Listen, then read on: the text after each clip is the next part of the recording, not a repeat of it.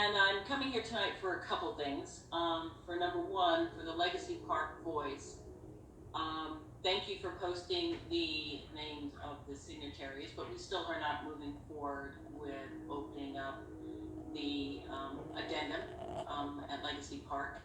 So I'm letting you know that we are going to conduct a survey, a community survey with names and addresses and contact information, where we can then present to you, people who are Decatur taxpayers, Decatur residents, and Decatur business owners, and and communicate to you what their desires are regarding that. We'll be opening it up this week, and we'll present that result to you on the 19th. I also would like to have a talk to Commissioner Powers. Commissioner Powers, are you familiar with somebody named Patty Cobb? It has come to my attention, and I hope very much that it's not true, that you hired Patty Cobb to do a background investigation upon me in order to do a smear campaign on my integrity. Now, if you want to know who I am and what I'm about, let me tell you. I am the first member of my family to actually have a degree.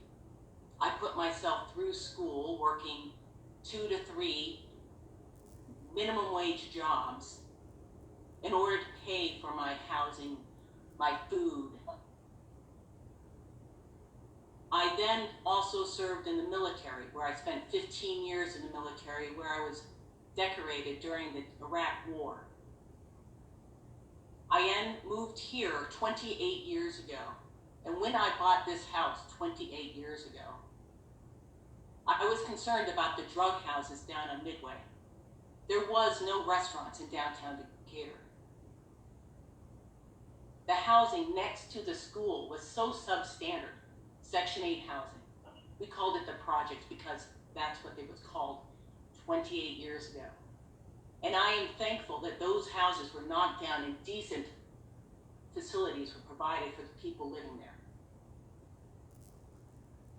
I have been here for 28 years and have watched the changes here in Decatur. But this really isn't about me. This is about this commission. This is about leadership, and this is about a plan that was put together for our community park for 28,000 people in our community. Now, this commission wants to say they are all for affordable housing. And I would like to say, I'm not so sure about that. When we look at the amount of housing that has been approved since the Legacy Park plan was put in place, we have 290 units at Publix, 194 at Bank of America, 34 at AT&T, 330 at AMLI. There's 858 units of housing that have been approved by this commission with no affordable housing. There's another, close to 700 units that were approved, 92 senior units in there would be the Martyrs one, and there's some other units at East Atlanta.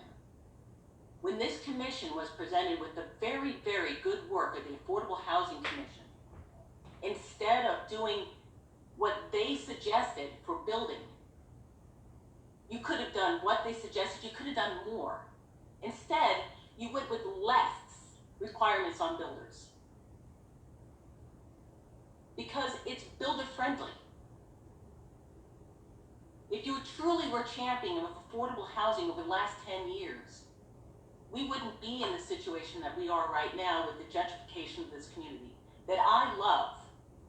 And I will let you know that I do not appreciate the people in the Legacy Park Voice being characterized as being racist or being against affordable housing. We love our community and we want a community space, and we would like this commission to follow what we, 91% of the people, we put out what we wanted, which was ignored. Now, it greatly bothers me. Greatly bothers me. My kids are in this community. My kids have black friends, and I love them dearly. And to be characterized in this way just is not okay.